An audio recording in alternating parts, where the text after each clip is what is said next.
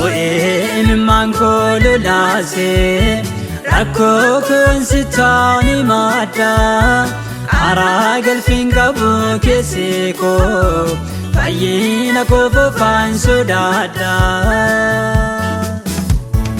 kofaati koof sababni hin jiru fedhii koo mo'achuu hin dandeenye humna gargaarsa kee hin barbaada Yesuus kun sitaan of kenne. Maaliif waan barbaadan argachuu dadhabdan? Kutaa lammaffaa sagantaa keenyaan walitti deebineerra. Akkuma yeroo darbe ilaali qabxiiwwan gurguddaa 4 wanta barbaanne jireenya keenya keessatti argachuudhaaf murteessaa ta'an keessaa 2 isinitti himeen ture. Isaan lamaan warra hafan immoo har'a wajjin kan ilaallu ta'a. Qabxiiwwan arfan kun inni jalqabaa yeroo darbe akka wajjin ilaalla. Tokkoffaan Waaqayyoon waan kadhachuu dhiiftaniif waan barbaadan argachuu dadhabdan kan jedhu ilaalla ture. Inni lammaffaan immoo waan kadhattan waan hin beekneef waan barbaadan argachuu dadhabdan isa kana ilaalla ture. Inni sadaffaan har'a kan wajjin ilaallu ta'a. Inni sadaffaan immoo akka argattan waan hin amanneef. Maaliif waan barbaadan argachuu dadhabdan?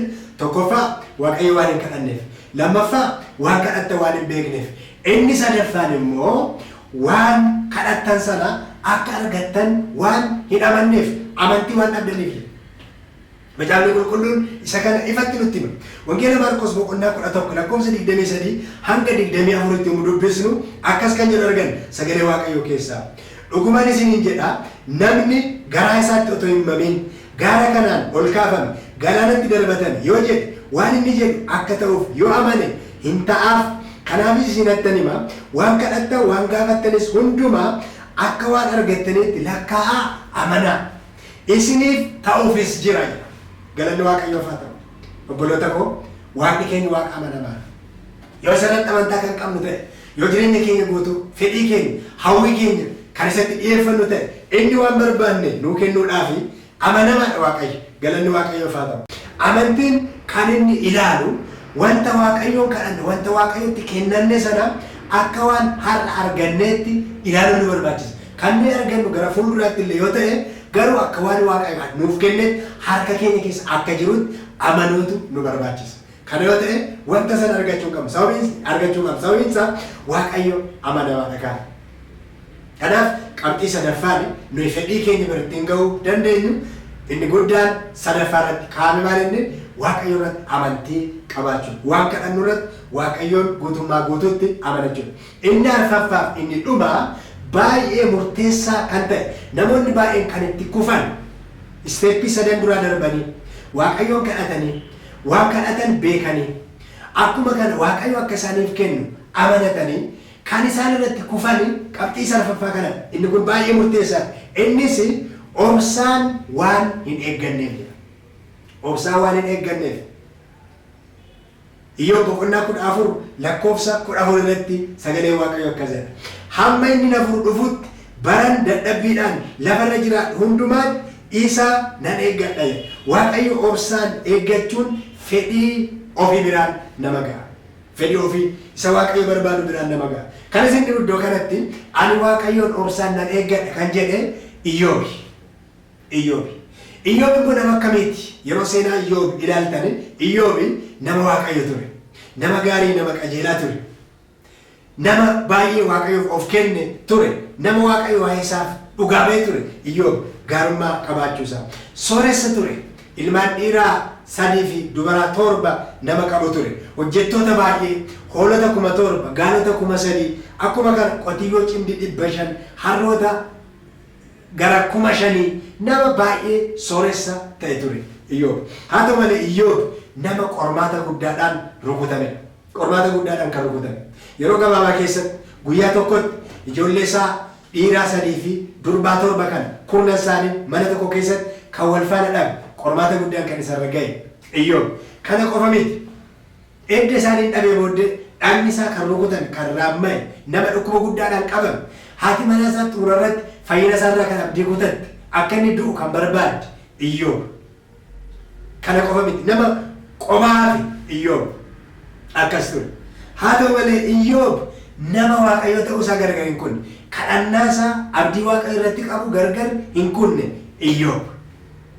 Dhumarratti waaqayyo karaa addaa seenaa Iyyoob jijjiire. Iyyoob boqonnaa 42 lakkoofsa 10 hanga 12tti yommuu ilaaltani waaqayyo jireenya Iyyoob isa duraa isa gara booddee isa gara duraa caalaa hin eebbise jedha. Iyyoob hojjettoota baay'ee deebisee argate. Qabeenyi isaa warri jalaa badan dachaadhaan isaaf deebi'an. Fayyaan isaa isaaf deebi'e. Qabeenyi isaa hundumaatti hin deebi'e. Gammachuu guutuu qabaata. Firoonni isaa warri isarraa gargar citan gara isaatti deebi'an. Maaliif Iyyoob hariiroo waaqayyo wajjin qabu kadhannaa isaa otoo waaqayyotti dhiyeeffachaa jiru yeroo waaqayyo guyyaa waaqayyo eeggate. Kanaaf dhumarratti maal jedhee waaqayyo jireenya Iyyoob isa gara booddee isa gara duraa caalaa hin eebbise. Wanti hundumaa dachaa ta'e waaqayyo dachaa godhee isaaf deebise. Hin eebbifame Iyyoob. Maaliif dura kadhataa ture. Yeroo rakkoon guddaan isarra ga'us, yeroo eeguus, yeroo dhukkubsachuus, yeroo haalota hundumaa keessa yeroo qobaa ta'us kadhachaa waaqayyoon eeggachaa ture. Waaqayyo warra isa eeggatan gatee hin beeku. Galanni guddaan isaaf haa ta'u. Fayyina guddaa argate Iyyoob. Sana booddee hin yaadatan. Galanni gooftaaf haa ta'u. Egaa dhoksaan milkaa'inaa inni guddaan qabxiiwwan arfan kana keessa jira.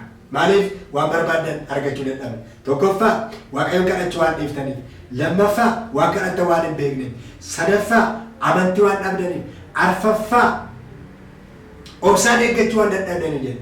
Warri isaan kana faallaa kana deeman waaqayyoon kan kadhatan, waan kadhatan kan beekan, obsaan kan eeggatan, akka argatan kan amanan isaan kun fiixee milkaa'inaatti akka isaan ba'an waan barbaadan hawwii isaanii bira akka ga'an sagalee waaqayyoo nutti hima. Galanni waaqayyoof haa ta'u. Obboloota ko waan guddaa kanarraa akka barattan abdii guddaan qaba. Jireenya keessan keessatti qabxiilee kana hojiirra akka oolchitan fedhii keessan guutummaatti akka isin bira geessan isin jajjabeessuun barbaada. Yoo kana kan gootan ta'e waaqayyo dinqiin jireenya keessan keessatti hojjetuuf ofuma keessanii afaan keessanii jireenya keessanirraa kan dhugaa baatan ta'a. Kan akka gootaniif waaqayyo hunduma keenya haa gargaaru. Yeroo ammaa kanarraa eegaltanii qabxii kana jireenya keessan keessatti shaakaluu hin dhiisina. Yoo akkas ta'e dhugaa guddaa tokko jireenya keessan keessatti argattu. Xumura irratti waan hubattan yoo qabaattan akkuma kanas gaaffii akkuma kana mata duree kadhannaa yoo qabaattan koomentii jalatti yaada keessan akkasiin nu barreessitan asumaan waamicha isiniif dhiyeessuun barbaada. Chaanaalii keenya subscribe gochuu hin dhiisina. Ayyaanni waaqayyoo hunduma keessaniif haa baay'atu. Kadhannaa godheen xumuruu barbaada yookaan ana wajjin waaqayyoon kadhadhaa. Fedhii otoo qabdanii, mul'ata otoo qabdanii, kaayyoo otoo qabdanii, bira ga'uu kan dadhabdan. Dabalataan immoo ba'aa addaa, rakkina addaa, qormaata addaa kan qabdan yoo jiraattanii isaan kana hundumaa keessatti waaqayyo jireenya keessan hiikuu ni danda'a. Ana wajjin waaqayyoon kadhadhaa. Sana booddee walitti qabna. Si galateeffanna gooftaa, galanni ulfinni guddaan siif haa ta'u. Ayyaana nuu baay'ifteef ergaa misraachoo guddaa nutti himte kanaaf maqaan kee haa galateeffamu. Yeroo kana sin kadhadhaa. Obboloonni koo fedhii qaban, gaaffii qaban, hibboo qaban, yaa gooftaa rakkinaaf bu'aa bahii qaban hundumaa jireenyi isaanii kan keessa jiru gara keettan dhiyeessa.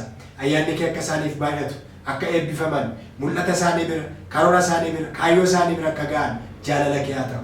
Warri dhukkubsatan akka fayyan, warri gaddan akka jajjabaatan, warri yaaddoo qaban hundumtuu akka isaan furaman harki kee lafa jiranitti obboloota koo haa gargaaru. Qabxiiwwan armaan olitti ilaalle kanaan jireenyi keenya jijjiiramuu akka danda'u nu gargaara. Kana waan gootuuf ulfaa maqaa gooftaa Yesuusiin. Ameen. Yeroo ta'an ergaa addaan akka walitti deebinu asumaan waadaa isinii galla kadhannaan keessan nutti addan bahin ayyaanni waaqayyo hunduma keessan wajjin haa ta'u.